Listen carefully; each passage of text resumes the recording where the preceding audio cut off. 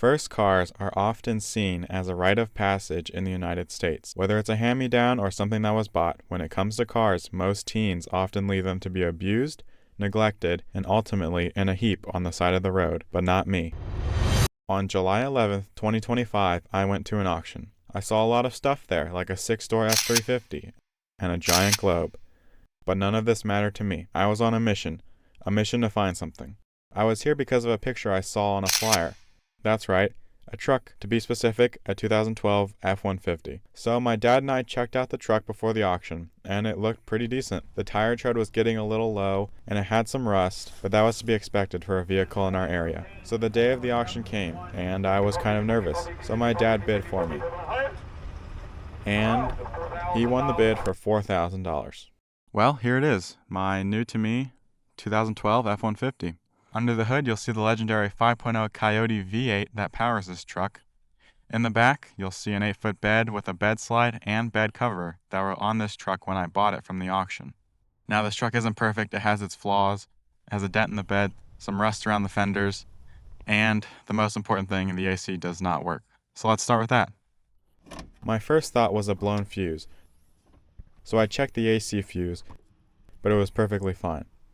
Next, I inspected the compressor, and it was definitely bad, so I had to remove it. The first step is to loosen the belt and get it off. Then disconnect the lines and remove the 3 bolts. Now that it's free, just slide it out. Here is a comparison of the old worn-out compressor and the new one. Now let's remove all of this sticker residue. This rubber wheel attachment makes quick work of this stuff. Here's a before and after.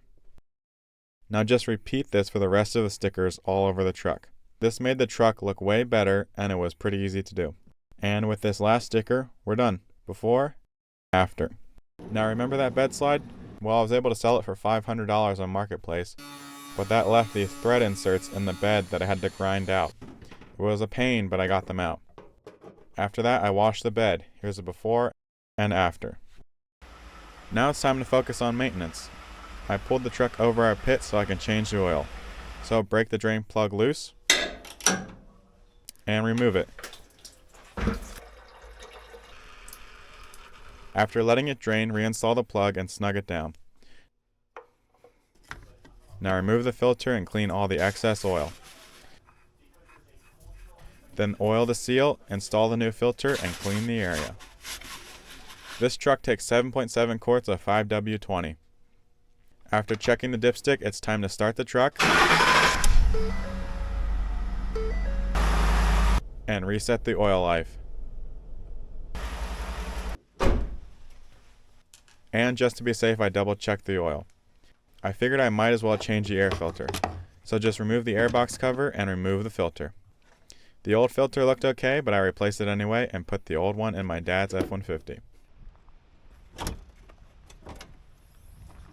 Now I'm going to unhook the battery. You'll see why in a little bit.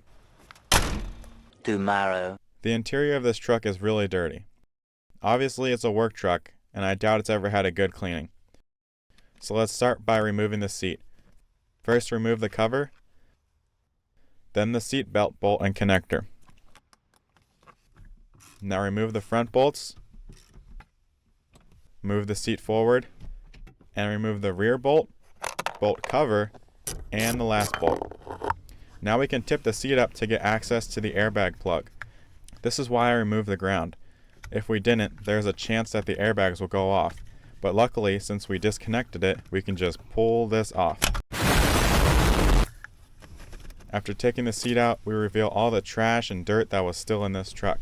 And it's the same for the driver's seat. There was tons of trash and food left in here from the previous owner. Now let's remove the jack and these trim pieces so it's easier to clean. And we can start vacuuming now. Next, I used a brush to agitate all the dirt and vacuumed it up. I think someone superglued something to the dash. I couldn't get it off, so if you guys have any ideas, let me know. Now it's time to use a cleaner and brushes. And since pretty much everything in here is vinyl, use it on the floor too. After the cleaner, repeat the process with our protectant. Now we can install our clean driver's seat and our passenger seat. The last thing to help the look of this interior is to clean the door jambs with soapy water. Here's the before and after. This truck was really nasty, but after a few hours of work, I think it turned out pretty nice.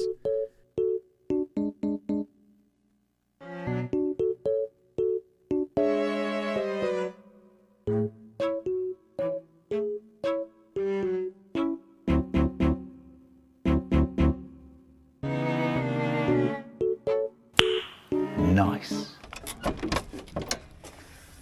Now reconnect the ground wire and we're done. Well, that's all I have for this video. Thank you very much, guys, for watching. We have a lot of work still left to do on the truck. I want to do spark plugs and basic maintenance, get some tires eventually, fix up the valve covers. They're kind of leaking. Obviously, we have a lot of body work to do, fenders, tailgate, that dent. Trying to figure out how to get that out. I have been using this truck to make some money, though, so I'm going to keep on trying to do that, trying to hustle as much as I can. I had it packed full of branches, so I was able to make some money with that. And yeah, hopefully I will see you guys in the next video. We have a lot more work to do. Thanks for watching.